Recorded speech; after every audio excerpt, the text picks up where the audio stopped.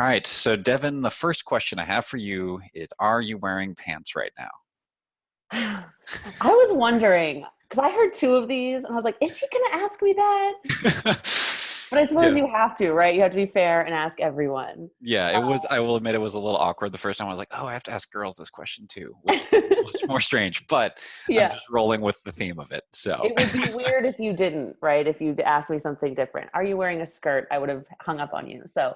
Um, so yes, I am one of those work from home people who likes to get dressed in the morning, right? So I do my hair, I wash my face, I get myself decently, put together. Usually it's like yoga pants, but occasionally I go into a co-working space. But I feel like Walter, our CEO, when he founded the company, he had this principle of like, wear a suit in your mind, right? So like, even though you're dressed casually, the way you present on calls should be, professional.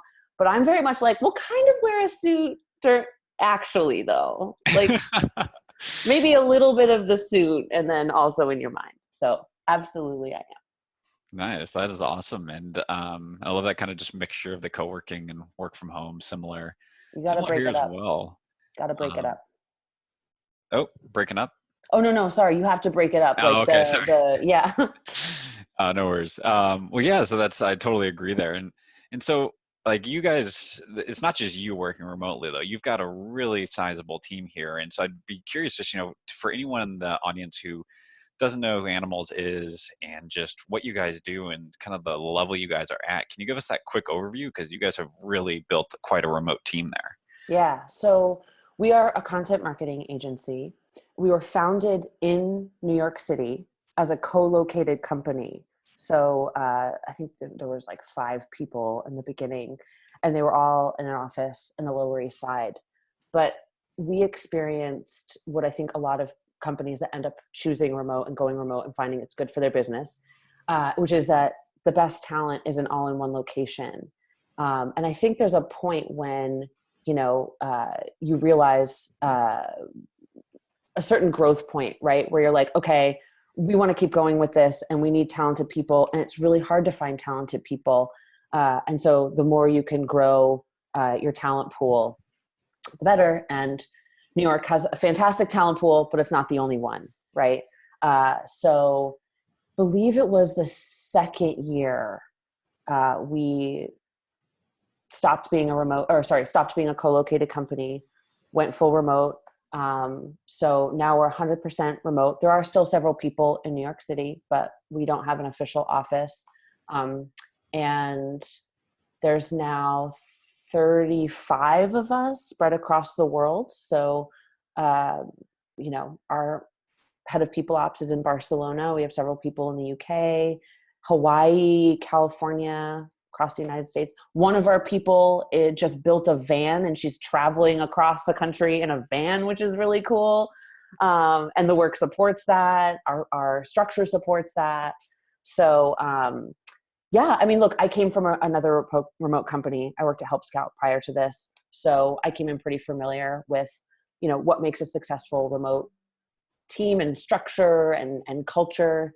And, I find we attract people who are freelancers typically a lot of the time who are like, look, I want the freedom that freelance work gives me, but I also need that structure, right? I want coworkers.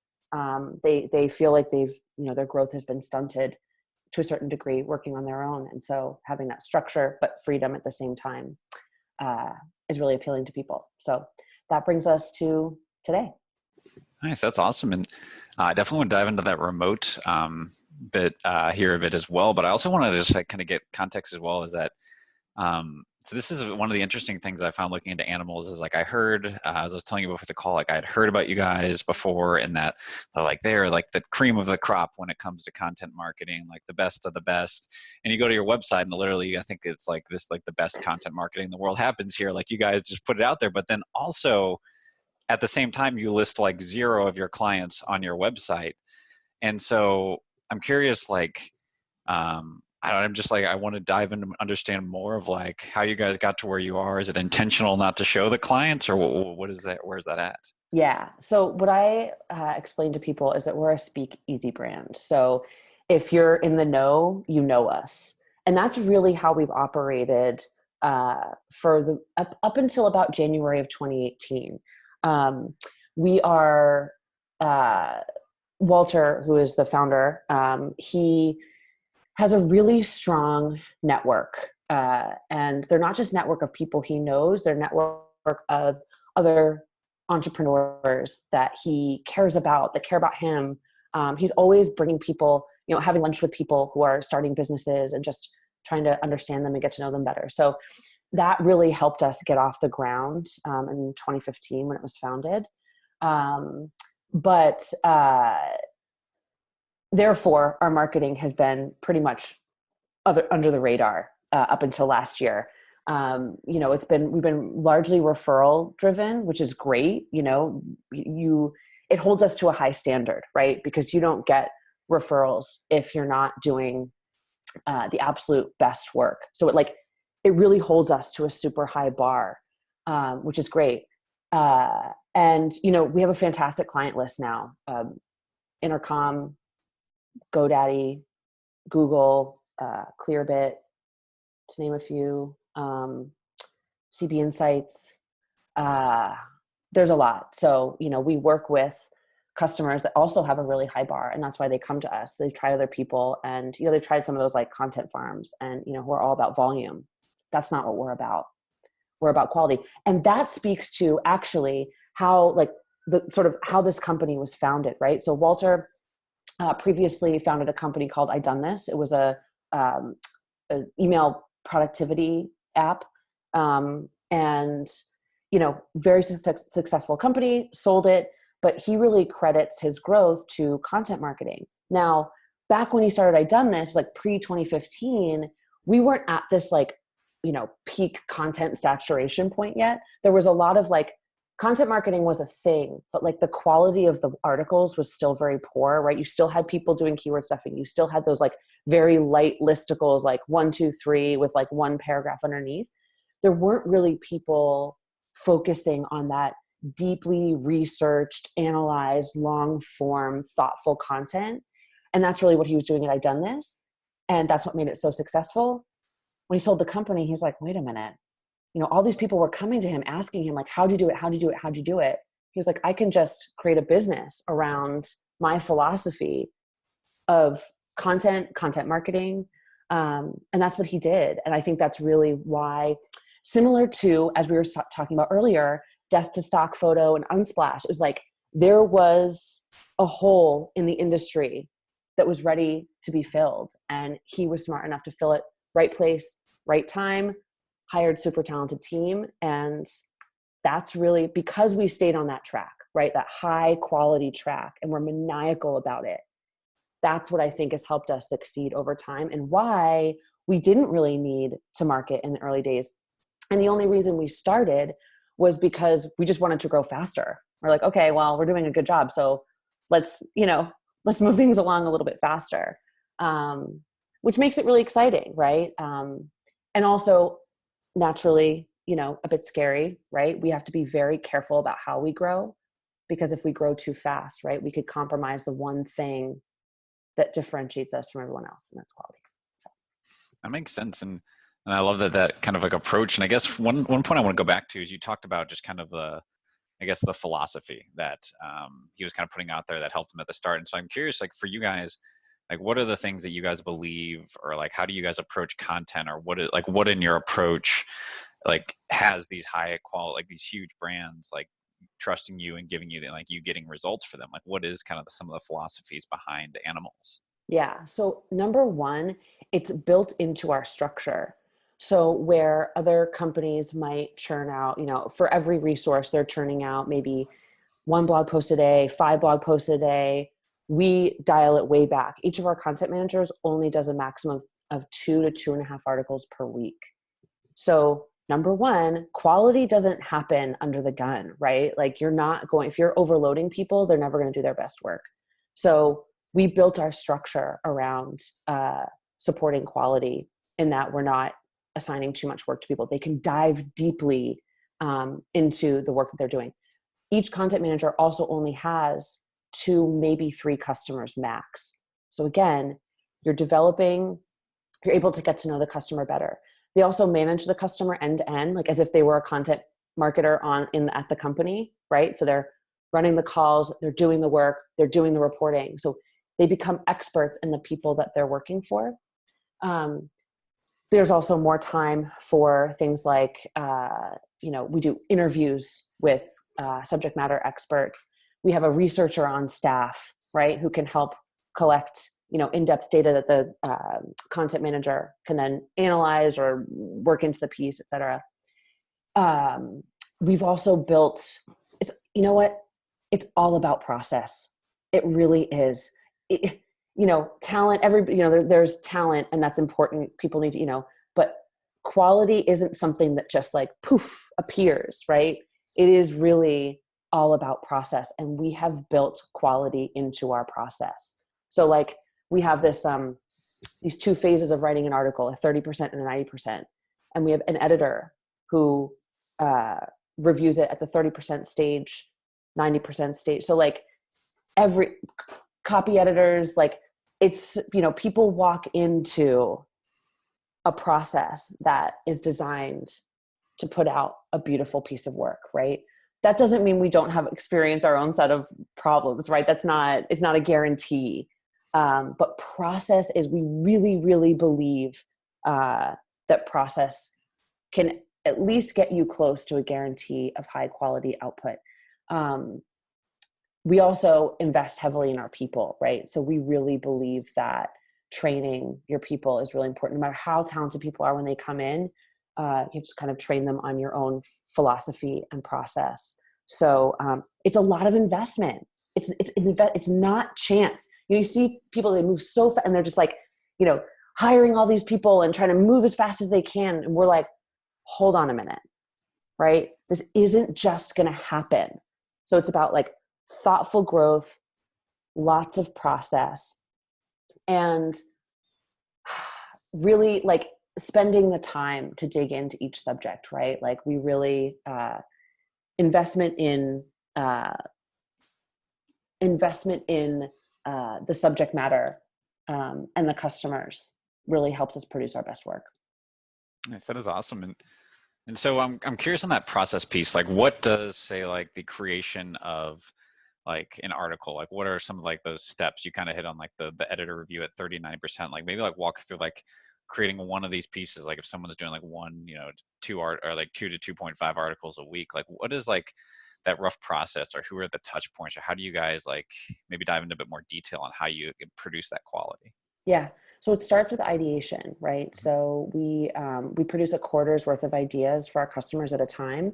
And the reason for that is, right, we're trying to model it against, as if we were embedded in the company ourselves. So as if we were a content marketer at a company. And this was really important to me when I came in. It was like, I grew my career as a content marketer, right? And so like I was always working at a company. This is my first time agency side. And so the more we could mimic that, the better. And when you're a content manager, you're planning out content well in advance, right? That's what makes a successful strategy. So it starts with ideation. And then once you get the customer's buy-in, right, on not just a group of random article ideas, but like a concept, right? So ours are largely search-based. So it's like, okay, look, here are the keywords that either you've stated you want to go after or that we think you want to go after, right? Here are the ways that we think you, based on, your current domain authority and the content you currently have and the things you're working, like, here's a set of articles we think can help you achieve these set of keywords that we think are really important for you to hit right now, right? Mm-hmm. That first stage of buy-in actually helps with the article production because you're starting to align with the customer. It is so hard as an agency to produce work that customers love because a lot of customers, a lot of companies don't know how to work with agencies. It's like they're external. And so they don't always know that like they need to be giving you like as a company, you need to be giving your agency tons of feedback. You need to be hypercritical in the beginning. You need to communicate it, like treat them like an employee, right? so that we can learn everything we possibly can to function or to produce the best work. So alignment in the ideation phase, super number one. Now, when it comes to the production phase, we typically it starts with research. So the person will, depending on the article, right? They'll start with a research spec. So whether it's gathering a bunch of examples for a listicle or getting data for, a teardown, whatever it may be, or it could be interviewing an SME at the company, right? It really depends on the type of article, but some type of research comes first. From there, we produce what we call a 30% outline. And that's just like, it's a rough sketch of the article, right? It's like intro, high level headers, a few bullets under each, and then the conclusion. Sometimes we submit that to the company for further alignment, particularly in the beginning. We actually recommend it, and a lot of customers take us up on it. And it's just because they've seen our work, but they've never seen our work for them. And as you know, people are very particular when it comes to content. Everybody has a different idea in their mind as to what makes high quality content. So it's a great alignment tool. And again, when we say best, right? Best is in the eye of the beholder. And so that alignment really helps us work towards best for each individual customer.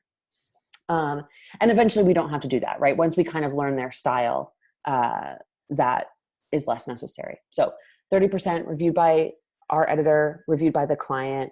We draft to 90%, reviewed by an editor again, sent to copy edits, and then it goes off to the customer. As we go along, we have internal style guides for each customer. We can kind of record the data points that we're learning from them along the way. Typically they'll share those style guides with us, but there's always little nuances that we're tracking along the way and adding to their note stock so that we really, again, become experts in them. And sorry, there's one final thing. So at the top of each new article, there's a little questionnaire, and it's like, it's almost like a reminder. It's a reminder for the writer, and it's helpful for the editor. It's like, basically, why are you writing this article? Like, what audience is it targeted at? What's the keyword? How is this objectively better than the top ranking article for this keyword, et cetera? And that's a really important calibration mechanism for each article, both again for the writer and the editor when they're editing. So it's dense, right? Yeah, but yeah. It works. And it's repeatable, right? Yes, I love that. That is, just super. You can see how it bakes in the quality at each of those stages, and just the checks even it seems like this alignment is this constant thing that you're talking about, aligning with the client, making sure the editor and the writer are aligned, because that seems like that's the hard part of content is it's such a qualitative thing. It's not like you do A, B, Z. It's like all these words that are just all qualitative, and it seems like a lot of it is just keeping everyone on that same page for you guys. Yep, exactly. I mean, that's agency life, right? That is, I think most of what you do every day, and why, we have a head of customer ops, Haley Bryant. She's most of what we do, and a lot of our process is really centered around customer alignment, right? Getting to know them really, really well. Even the stuff that they don't say, right? What's behind that comment that they left? Oh, I noticed we have one customer who is always leaving comments about the intro. They hated our intros. And it was okay, right? But we could either just skip over that or be wow, they hate our intros. We should do something about this, right? That's something that you can glean from the process and improve upon, because the more you can improve upon on your own, right? If you can go to a customer proactively and be wow, it seems like you hate our intros. What can we do to fix this, right? Let's get ahead of this. It doesn't matter how many mistakes you make. They will stay with you because they know that you're on top of it. And all of that goes into the quality. One of our values is everything is product, right? It's not just about the article. It's every interaction. It's the reports that we deliver, the conversations, the emails, everything, the process of how the delivery is made. All of that goes into the customer's impression of you and can, to a certain degree, make or break your relationship with them and whether or not they churn. So. Nice. I love that. And so a question with you, like with like the churn of this, I guess, is just, I guess, how do you guys structure your deals with your customers? Is it custom proposals for each customer? Do you have kind of like products or just like ways that they purchase, or how do you guys structure that at the scale that you're at? Yep. So we follow a subscription model. So we have two primary types of subscriptions. It's either 4 or 2 articles per month plus Mm-hmm. strategy. So that is, and it's been that way since the beginning. So Mm-hmm. we do have a structured product at 2 levels, right? Sort of our main plan, like the majority of our customers on, which is 4 articles a month. And then we have sort of a lean plan for smaller companies that want to get started with content, but just don't necessarily have the budget yet. That's what the lean plan is for. Now, obviously, we also tailor that depending on the customer. So we also have plans that are much bigger, right? And it depends on, the company that comes to us. I would say in the past year, we've taken on more larger accounts. Although we did have some in the past as well, but we've taken on more and really learned a lot actually from that. I really have to credit our customers who have come to us and really wanted to expand their plans a lot. They were, really patient with us as we learned how to accommodate higher volume customers, bigger organizations, and what they needed from us in order to work with them. They were very patient and kind of willing to give feedback and willing to stick with us as we learned. And then of course from there, right now we kind of have a new product that are sort of a larger version of our existing products that we can offer and go out of the gate, be better at because of them. So, but right now it's 2 core subscription plans. That is going to change next year, but I can't really talk about that yet. No worries. Curious with those, is it like, are you guys just delivering literally like the written article? Do you guys get into like any of the social or any of like, I don't know, like emails, or like, do you guys get into podcasting? All like how far do you guys take that in terms of content marketing, or is it just article delivery? Great question. Our bread and butter is blog articles. So that's where, that's what the company was founded on. That's what we're the best at. We have recently, one of the reasons actually I was hired last year was because the company saw that there were an increasing number of customers asking for social media content, email content. We're not going near podcast yet, but I also just partially know a bunch of really talented people who are great at it. So that would be a bigger endeavor. So I'm happy to refer until then.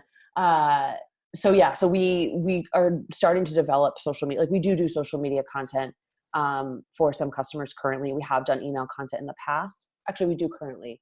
So, but we haven't gone out and marketed that as much yet. Part of the reason, especially on the social media front, is a lot of companies that want social media content also want the social media management. And that conflicts a little bit with our current blog production model, right? We're like, okay, you've got time, work on these articles, make them the best they can be, right? If you're also having to be responsive all day long to social media channels, that actually makes it sort of difficult. So we would have to probably hire a dedicated person for that. And we haven't decided if that's a road we want to dedicate ourselves to, or if we want to stay in just okay, we'll produce the content for you. We can even load it up in your, whatever your social media manager is. But we haven't evaluated it enough to see if it's something that we want to pursue or not. My hunch is that we'll probably, again, there's lots of people who can do that. And I think that it may not align with, it's something that we'll always support, but I don't know that it's a place that we'll dive deeply into and is necessarily worth diving deeply into yet, but that's a TBD. So Yeah. Primarily blog. Video is something we've been tossing around a lot. We work with Wistia. We've been working with them since we started pretty much. So we love the stuff that they do, but that's a twinkle, barely a twinkle in our eye yet. Yeah, yeah. Okay. And then in terms of like structuring the team as well, like how do you guys organize that? I think you've talked about, kind of writers, researchers, editors, like content managers. Like, what does that structure look like, or how do you organize all that across like the different clients and accounts and everything? That's a great question. So it's funny, when Haley and I joined the company last year, the org structure looked completely different, or not completely different, but it was largely different. The roles were much more separated, right? There was like a writer, and then there was like an account manager person who talked to the customer. There was this sort of game of telephone happening. And, we were all kind of individual, like, I focused on customer marketing, Haley focused on customer ops. What she and I did was kind of bring it together a little bit for the sort of a phase one structure where like her and I were leading the entire team together. And so, I functioned as a strategist on the marketing side. She functioned as a strategist on the customer side. And then the content managers owned their customer soup to nuts. We've now gotten to a size where that is no longer sustainable. So we've added this layer of account managers. So we have account managers, we have content managers, and they're like little pods, right? Mm-hmm. So like there's an account manager, there's a bunch of content managers, and there's an editor on each team. The other resources, research, copy editing are all shared. So it's relatively simple, actually, and we don't have a large amount of overhead. And it's one of those, what was important to us was to create a structure that was repeatable, right? Like we weren't creating, in the beginning, we were created a structure for now, but, or for the time that, for that time, but now we're focused on growth. And so we had to come up with something that could be repeated as often as we took on new customers. So, again, I think it's pretty simple and somewhat standard, I believe. Mm-hmm. We might have a few less in overhead currently, but as we get bigger, that's going to have to change. And that's something that we have to manage with our team constantly. When Haley and I joined, there were, 18 or 20 people here. And in the last year, we've grown it to 35. We'll be almost 50 by the end of the year. And a lot of that is change management, communicating with the team, letting them know, like, big things start to change once you get to around 30 people. And we've experienced that. So, we've spent a lot of time, or we do spend a lot of time kind of managing that change with the team and letting them know, like, here's what's going to change. Here are these new roles that are coming in that were never here before. Here's how here's the path for you to get there, right? If you want to join that, et cetera, because we really believe in hiring from within. So structure from my experience so far is something that will continue to change, especially in this like growth period, right? I don't know what happens after 100 people, but we've had to adapt it a little bit as we reach these sort of growth inflection points. Nice. That's amazing. And I'm curious, I guess, also on the dynamic with Walter, which we chatted about a bit before, is again, he founded it, kind of got it started, but it's like, as you mentioned, like his role seems to be very much removed from the day to day, and he's brought you and Haley in to run this. So I guess curious, like, what was that transition? Like, how far did Walter take this on his own? What was his role? And then like, what did that look like to actually handing that over to you? Yeah. So look, this was very intentional, right? Like Walter's vision, right, is much bigger than the agency, right? So Walter very strongly believes in supporting entrepreneurs.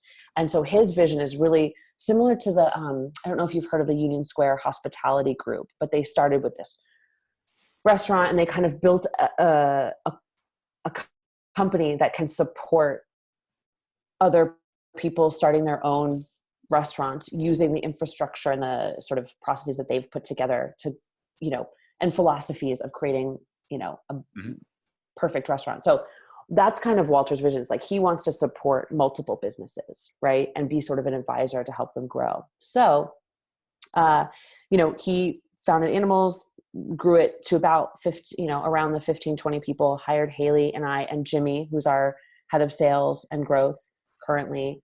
And, he was just really smart. He's like, look, I'm one person. I can only grow it so far. So we hired a leadership team, right? And he kind of just let us go, right? Like he brought us in really smart people who work famously together, which I have to give him so much credit for that. Being able to hire a team out, like, who didn't know each other, who had to do some pretty, I mean, the last year was pretty intense, right? Like, I'm not gonna lie. You're like doubled in size and you're brand Yeah. new. So It's been busy.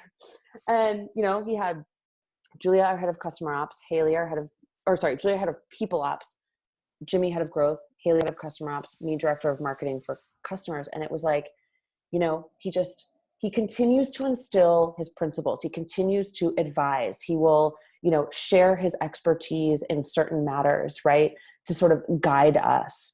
But he leaves it up to us, right?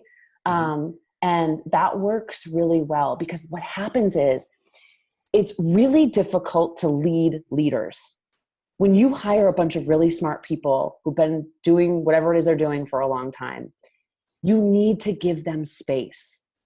They will suffer and die under micromanagement, and they will hate it, right? And so Walter was really smart. He gave us our space. He was like, all right, you know, here's what we've been doing. Here's our, you know, he had us, and he had a solid process in place when we got here. So our system of production and delivery, you know, we use Airtable for really like our company backend infrastructure around accounting and all that. So he had a lot of stuff in place already. So it was really easy for us to come in and be like, oh, you're doing, this is wrong. This needs to be, you know, like the problems, as it were, or the challenges were very visible. But we had a solid infrastructure to work off of. And so our path, sort of how we've gotten from, you know, early 2018 to now has been a lot of conversations, a lot of, you know, meetings and documents, you know, recording our ideas, but, and, you know, hashing things out. And naturally there are some disagreements along the way, but I think what's made it work is that we're all invested in the same thing, right? We're all invested in the same principles that Walter instilled when he founded the company. So there was like a strong thing for everyone to latch onto. There was really great hiring, right? People who are very complementary and can work well together. There's tons of communication along the way, and lots of documentation too, right? So like once we found something that worked, we documented it.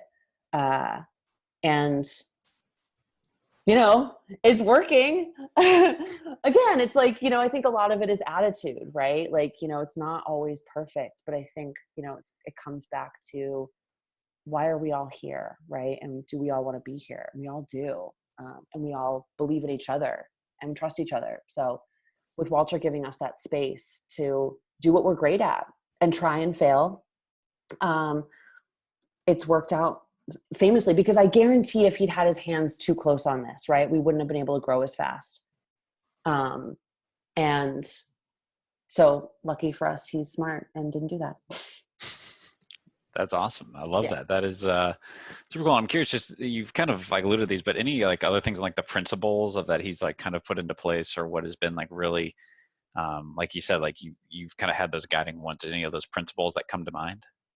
Yeah. So he, you know, I would credit, you know, Walter is the sort of primary guiding light, like our North Star, right? Mm-hmm. Is high, like we believe in only producing high quality content.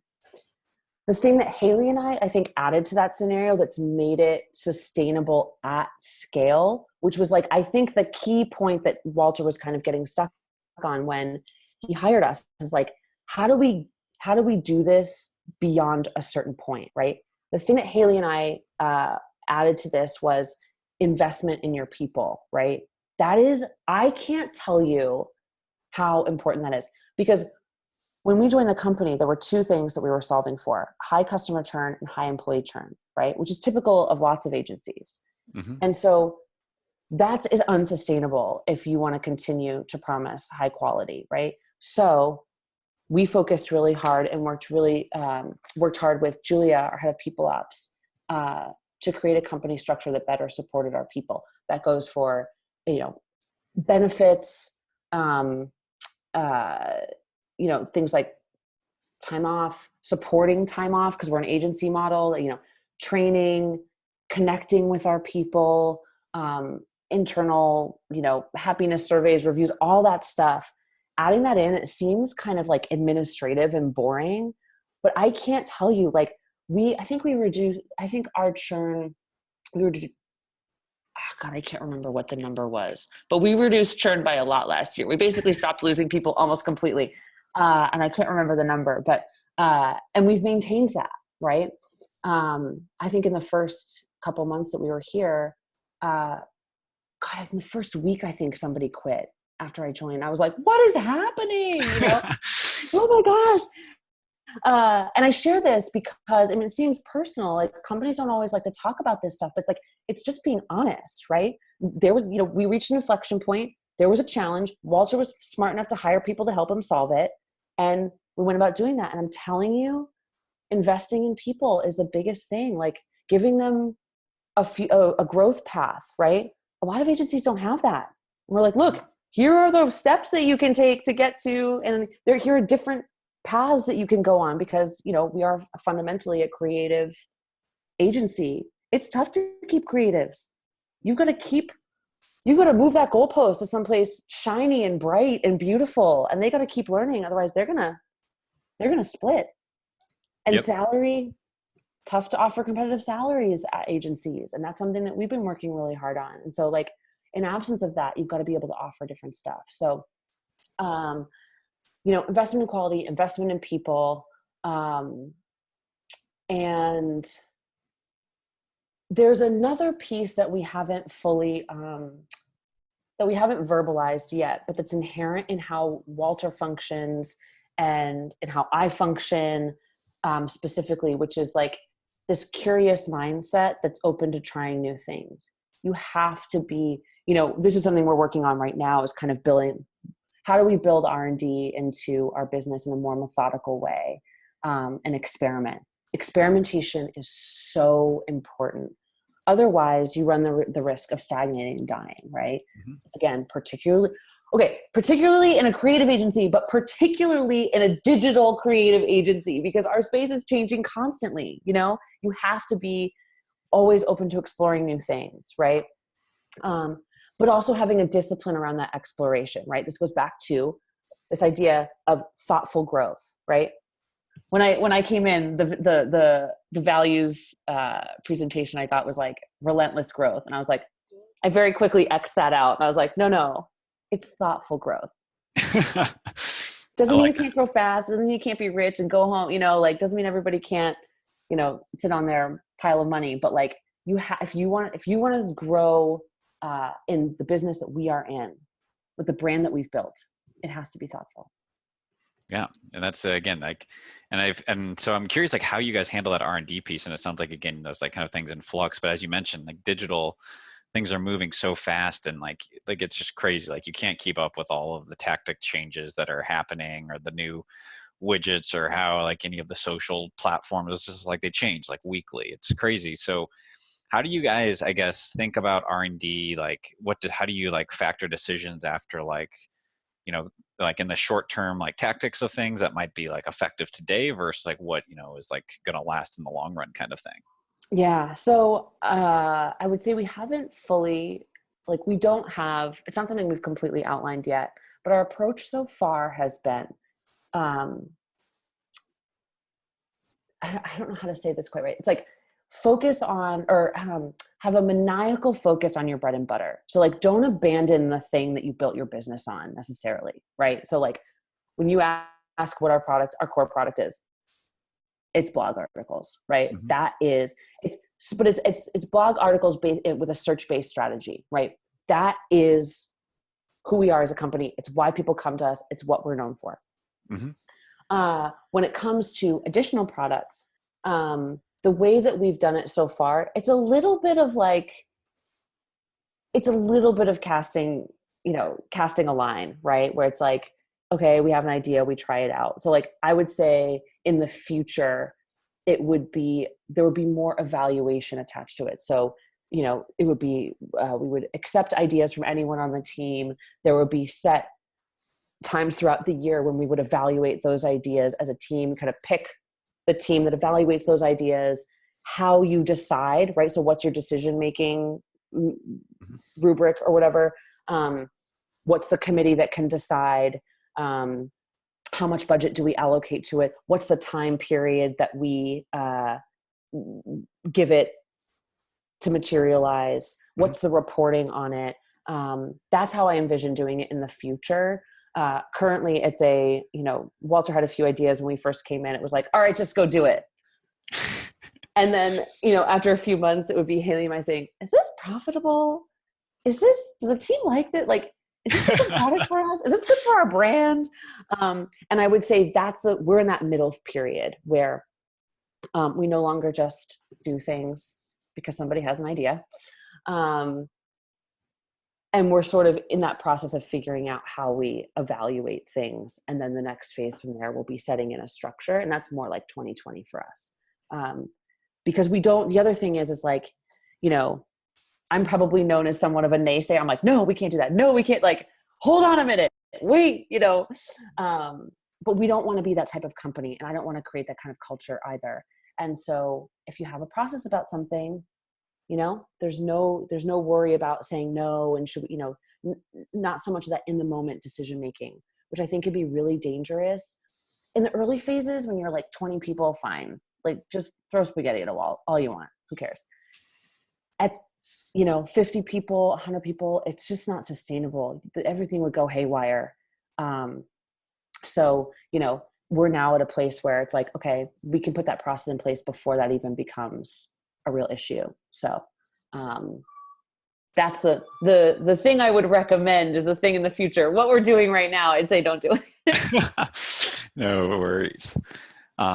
Awesome. So I've got one more final question before we wrap up here. And that is just, with working with like the big name clients, like the big corporate clients you have, how do you guys handle, I guess, revisions or like being blocked by like clients who maybe don't deliver on their side, or they struggle to get feedback, or you've got the overly busy CMO? Like, how do you guys handle those kind of dynamics? Yeah, that's a big challenge for us. It's a really big challenge for us. I would say we haven't figured it out. I don't know that you can figure it out. It doesn't matter what kind of preparation or planning that we, who we get to know beforehand. That is always a thing with at least a percentage of our customers. However, the things that we have tried that sometimes work, depending on the customer, Yep. Is number one, in our initial kickoff call, like asking about the team. So really trying to get to know who is on the team, understanding the roles that each of those team members play, and trying to develop a relationship, a really close relationship with our primary point of contact. What that does is allow us very early on to understand how available our point of contact is, and if there are other people on the team that could eventually support us, right? The second thing we do is we come with process. So we're like, look, here's how, in our kickoff call, we're telling them, like, this is how we work. What is the delivery day that you want? What's the publish day that what's your, if you have a publish day, what is it? If you don't, let's establish it on this call, right? Like, get them to commit to as much as possible on that kickoff call from a process perspective. The other thing we do is we ask for CMS access. We're like, look, let us put your post in there for you.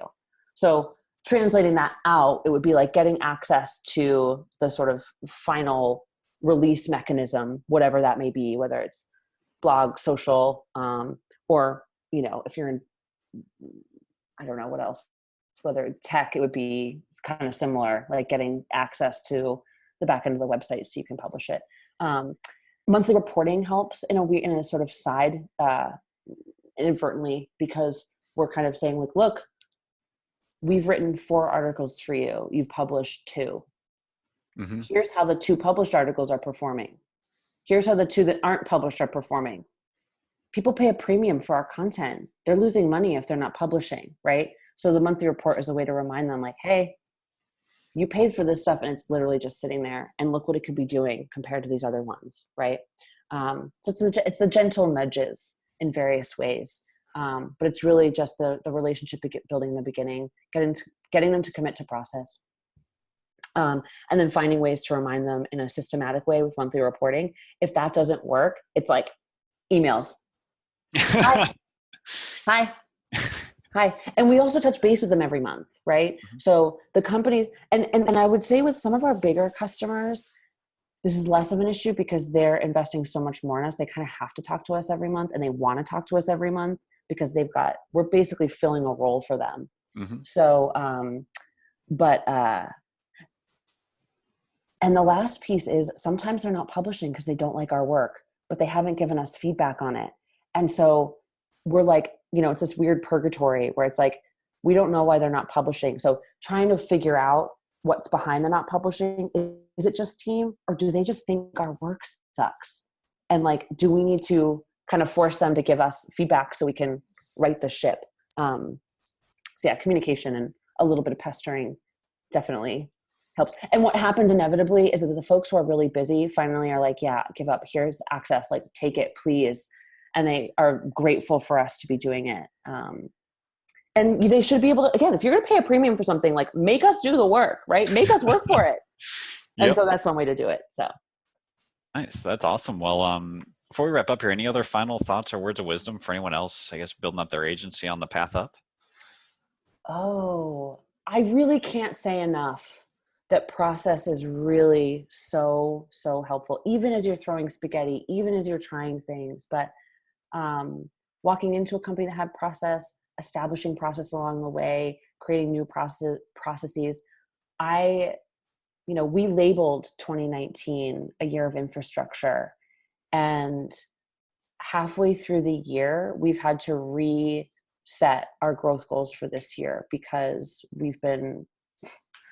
this should be a fortunate thing, but we've been over our goals every month, which is great. But it's because that we've all along the way, we made sure that it was repeatable and supported, right? And it's worked out famously for us so far. And so it seems unsexy, but I'm telling you, that is why we are so successful right now. And will be into next, and why I'm so excited for next year, right? Like our website next year, PS, is going to look completely different, right? Like we've got finally our little website.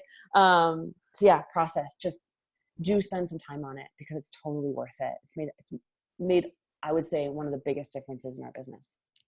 Nice. That was awesome. Well, thank you so much for coming on here, Devin.